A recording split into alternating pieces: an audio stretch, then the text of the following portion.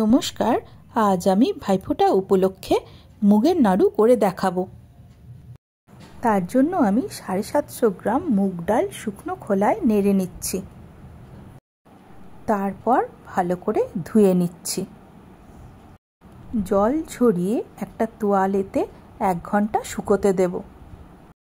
ডাল শুকিয়ে গেলে একটা কড়াইতে ঘি দিয়ে ভালো করে ভেজে নেব।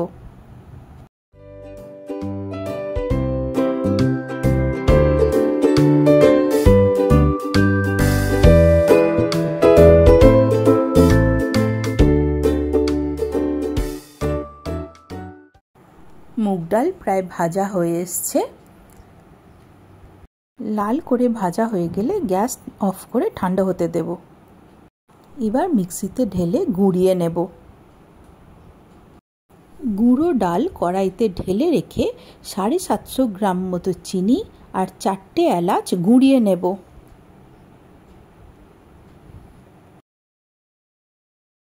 গুঁড়ো চিনি অল্প অল্প করে মুগ ডালের সাথে মিশিয়ে নিচ্ছি।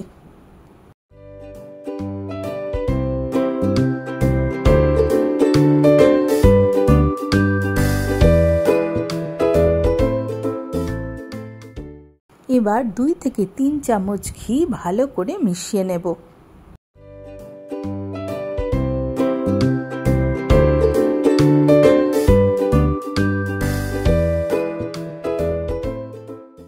এবার হাফ কাপ কুচনো বাদাম নিয়েছি আর 100 গ্রাম খোয়া নিয়েছি।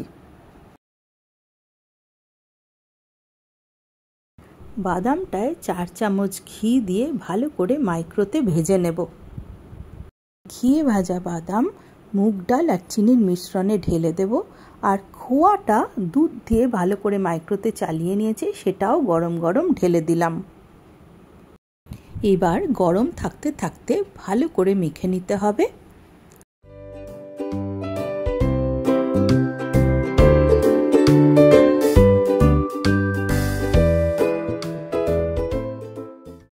ভালো করে মাখা হয়ে গেলে একটা ঝরঝরে দানা দানা কনসিস্টেন্সি হবে। এবার অল্প অল্প করে মিশ্রণ নিয়ে এইভাবে পাকিয়ে নিতে হবে।